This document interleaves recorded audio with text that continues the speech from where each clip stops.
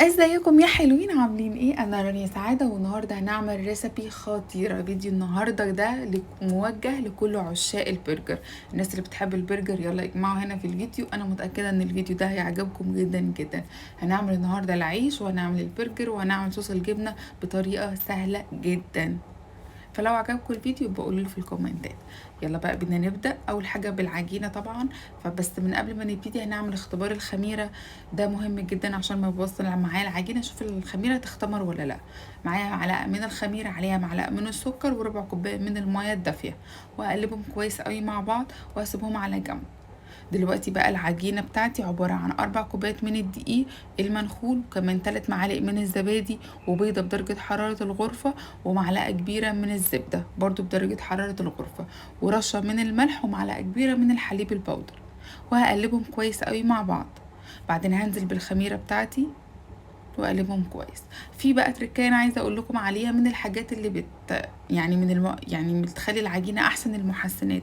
بس ممكن نعمل محسنات او المحسن بتاع العجينه ده في البيت.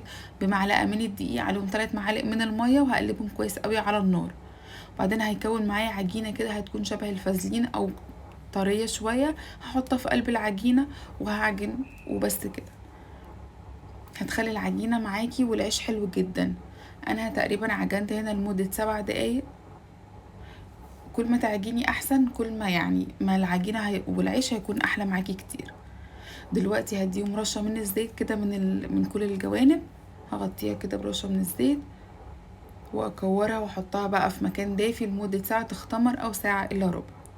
دلوقتي بقى البرجر معايا كيلو من اللحمه المفرومه، عليه بصلايه كبيره مفروم ناعم، وكمان ملح وفلفل و7 بهارات. دول التوابل بتاعه البرجر. بس كده، ما نزودش في التوابل لان البرجر يعني بيكون طعمه احلى لما تحسي بطعم اللحمه مش بطعم البهارات. فهنحط ملح وفلفل و7 بهارات بس كده. عجنتهم بايدي شويه.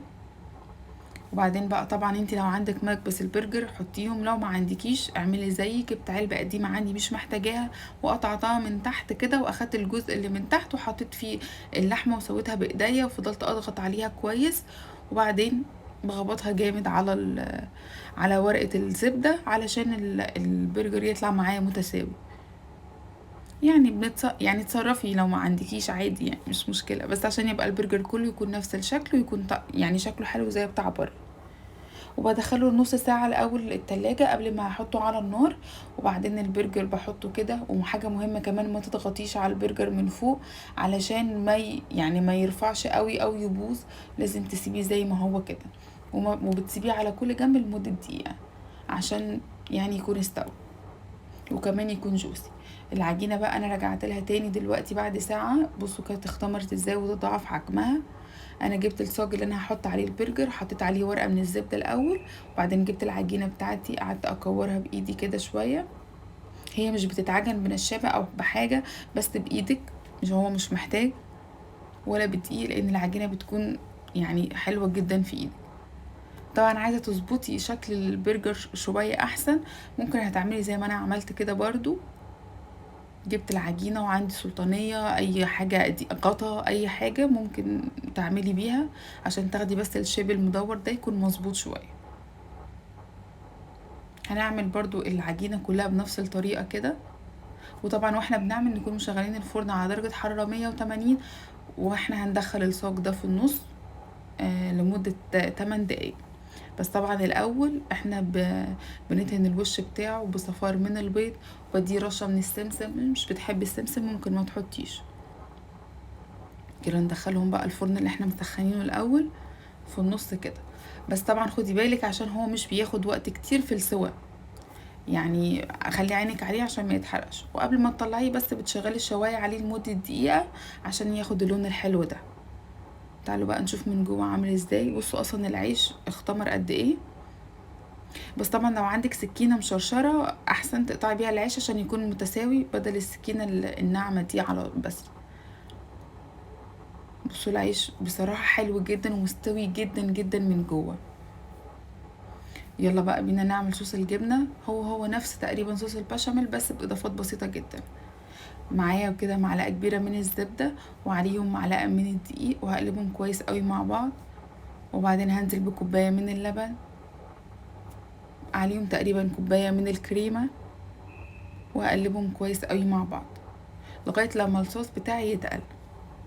بعدين هنزل كده بكوباية كبيرة من الجبنة الشيدر الصفرة، وعليهم كمان يعني تقريبا نص كوباية من الجبنة البرمجان، واحطهم مع بعض واقلبهم كويس قوي مع بعض. بصوا السمك والصوص بتاعي بقى حلو ازاي. طبعا ممكن نديه رشة ملح وفلفل خفيفة جدا، لان الجبنة اصلا اوريدي بيكون يعني ايه فيها ملح. طب انا دلوقتي عايزه اللون الاصفر بتاع المحلات وما عنديش جبنه زياده، اعمل ايه؟ ممكن بنص معلقه او بربع معلقه من الكركم هيديكي نفس الشكل بالظبط. انا هنا طبعا كان عندي مشروم وعندي بصل، قلت برضو يعني ايه احمرهم كده علشان ابقى احشي فيه في الساندوتشات. انت طبعا الحشو بتاع الساندوتش ده بتاعك انت بتحبي ايه اللي انت محتاجاه او بتحبيه، طبعا جهزيه. عندك مثلا تركي مدخن، بيبروني، مش عارفه ايه اللي انت بتحبيه. انا هنا جهزت بقى الساندوتشات، حطيت مايونيز وبعدين البرجر وبعدين حطيت مشروم. وعلى فكره لو عندك بلو تشيز حطي، بيبقى طعمه حلو جدا في ساندوتشات البرجر، بس لو مش بتحبيه خلاص عادي جدا. حطي مخلل، حطي خس، لو ما بتحبهمش ما تحطيش خالص. انا حطيت هنا برضو صوص من الجبنه كده، بعدين حطيت في الاخر صوص من الباربيكيو فوق في الساندوتش وظبطته كده وبس. بصوا الساندوتش قد ايه اصلا، يعني مهما كان بتحبي البرجر، مهما كان بتاكلي كتير، هو اخرك واحد، مش هتقدري تكملي واحد عن اكتر من كده، لانه حجمه كبير جدا ويشبع جدا جدا جدا. انا حطيت هنا بقى الصوصات بتاعتي، المستردة وكمان كاتشب ومايونيز. لو عندكم مستردة ديجون حلوة جدا، لو ما عندكيش عادي برضو. بس حطيت البرجر وحطيت هنا بقى الجبنة بتاعت البرجر عليه، يعني احشي زي ما تحبي.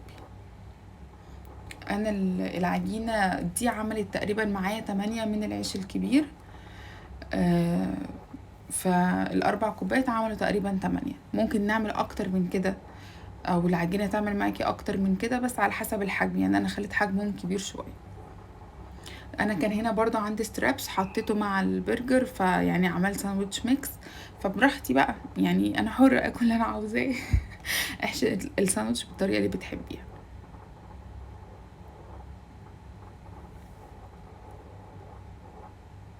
بس كده. بصوا بقى انا خلصت الكمية كلها وعملتها. اصلا شكل الساندوتش شكل الساندوتشات حلو جدا، طعمها حلو جدا جدا، بتشبع جدا جدا جدا جدا. يعني انتي الساندوتش الواحد من ده هتقعدي عليه يوم كامل ممكن. فاوفر بكتير من بره، احسن بكتير من بره. في الوقت اللي انت هتستني فيه البرجر ان هو يجيكي الاوردر بتاعك، هتكوني ممكن عملتي 8 سندوتشات بتمن 2 او حاجه. واشربي بقى مع بيبسي وبطاطس زي بره بالظبط. بس كده. انا فيديو النهارده خلص ووصفتي خلصت، اتمنى يا رب تكون عجبتكم، واشوفكم على خير الفيديو الجاي. باي باي.